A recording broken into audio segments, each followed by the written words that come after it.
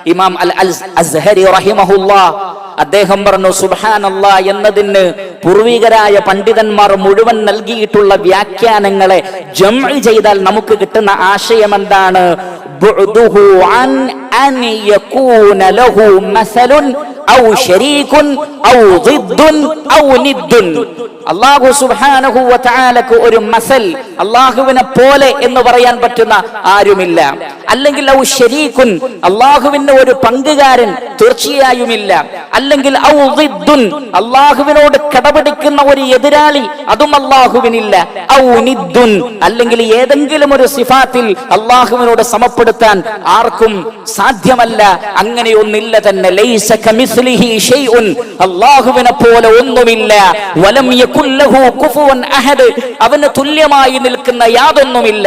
അതുകൊണ്ട് തസ്ബീഹ് എന്ന് പറഞ്ഞാൽ, സുബ്ഹാനല്ലാഹ് എന്ന് പറഞ്ഞാൽ, സുബ്ഹാനല്ലാഹി വബിഹംദിഹി എന്ന് പറഞ്ഞാൽ അതുകൊണ്ട് അർത്ഥമാക്കുന്നത് അല്ലാഹുവിന്റെ ഏകത്വം അംഗീകരിക്കലാണ്. അവന്റെ റുബൂബിയത്തിലും അവന്റെ ഉലൂഹിയത്തിലും അവന്റെ അസ്മായിലും അവന്റെ സിഫാത്തിലുമുള്ള അല്ലാഹുവിന്റെ ഏകത്വം അംഗീകരിച്ചുകൊണ്ട് ശുദ്ധ മുവഹിദായി തീരുക എന്നതാണ് സുബ്ഹാനല്ലാഹി വബിഹംദിഹി എന്ന ദിക്ർ കൊണ്ട് ഉദ്ദേശിക്കപ്പെടുന്നത്. അതുകൊണ്ട് തന്നെ ഹൃദയത്തിൽ ശിർക്കുള്ള ഒരു വ്യക്തി 1,00,000 തവണ സുബ്ഹാനല്ലാഹ് എന്ന് പറഞ്ഞാലും അല്ലാഹുവിങ്കിൽ അത് സ്വീകാര്യമല്ല. കാരണം അവന്റെ നാവിലെ തസ്ബീഹ് വന്നിട്ടുള്ളൂ, അവന്റെ ആദർശത്തിൽ തസ്ബീഹ് വന്നിട്ടില്ല. അപ്പോൾ എപ്പോഴാണോ ഒരു വ്യക്തി ശുദ്ധമായ തൗഹീദ് സ്വീകരിക്കുകയും യാതൊരു നിലക്കും അതിൽ ശിർക്ക് കലർത്താതിരിക്കുകയും ചെയ്യുന്നത്, അപ്പോഴാണ് അവന് സുബ്ഹാനല്ലാഹ് എന്ന് പറയുന്നതിന് അർത്ഥമുണ്ടാകുന്നത്. അതുകൊണ്ട് പ്രിയപ്പെട്ട സഹോദരങ്ങളെ, സുബ്ഹാനല്ലാഹ് എന്ന ആ മഹത്തായ കലാം അല്ലാഹുവിലേക്ക് ഏറ്റവും പ്രിയപ്പെട്ടതാവാൻ കാരണം അത് ഉൾക്കൊള്ളുന്നത് തൗഹീദായതുകൊണ്ടാണ്. അതുകൊണ്ട് ആ തൗഹീദിന്റെ പ്രഖ്യാപനമായിരിക്കണം ഒരു വിശ്വാസിയുടെ ജീവിതത്തിൽ ഉടനീളം ഉണ്ടാകേണ്ടത്. നമുക്കറിയാം, തൗഹീദ് കഴിഞ്ഞാൽ ഇസ്ലാമിലെ ഏറ്റവും പ്രധാനപ്പെട്ട ആരാധന ഏതാണ്? അത് തീർച്ചയായും നമുക്കറിയാം 5 വക്ത് നമസ്കാരമാണ്. നമസ്കാരത്തിന്റെ പര്യായ പദമായി പരിശുദ്ധ ഖുർആൻ ഉപയോഗിച്ച പദം പോലും തസ്ബീഹാണ്. യുസബ്ബിഹു ലഹു ഫീഹാ ബിൽ ഗുദുവി വല്ലാസാൽ. മസ്ജിദുകളിൽ പ്രഭാതത്തിലും പ്രദോഷത്തിലും തസ്ബീഹ് നടത്തുന്ന വിശ്വാസികളുണ്ട്.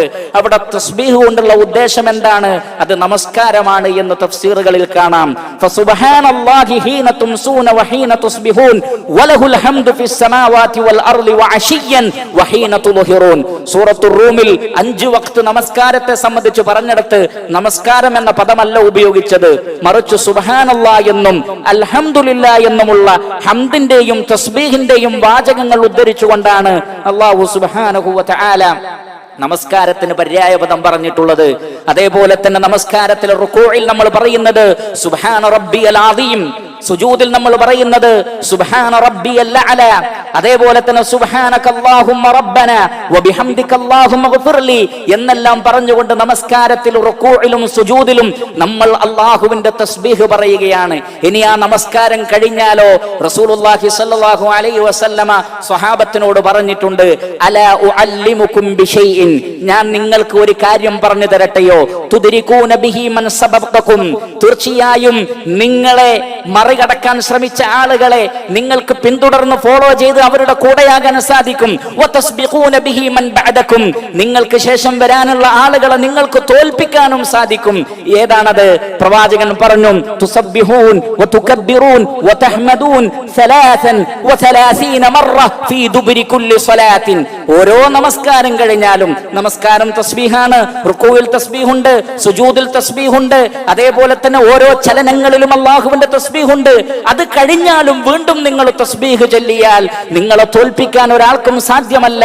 വലാ യകൂനു അഹദുൻ അഫ്ളല മിൻകും, നിങ്ങളെക്കാൾ ഫളിലുള്ള വേറൊരാളും ലോകത്തുണ്ടാവുകയില്ലെന്ന് റസൂലുള്ളാഹി സ്വല്ലല്ലാഹു അലൈഹി വസല്ലമ പഠിപ്പിച്ചു. അപ്പോൾ ജീവിതത്തിലുടനീളം തസ്ബീഹ് എന്ന ആ ഒരു മഹത്തായ സുബ്ഹാനല്ലാഹ് എന്ന കലിമത്ത് വിശ്വാസികളുടെ നാവുകളിൽ ഉണ്ടാകണമെന്നാണ് റസൂലുള്ളാഹി സ്വല്ലല്ലാഹു അലൈഹി വസല്ലമ പഠിപ്പിച്ചത്. ഉറങ്ങാൻ കിടക്കുമ്പോഴും പ്രവാചകൻ തസ്ബീഹ് ചൊല്ലിയിരുന്നു. ഉറങ്ങി എഴുന്നേൽക്കുന്ന സന്ദർഭത്തിലും പ്രവാചകൻ തസ്ബീഹ് ചൊല്ലിയിരുന്നു.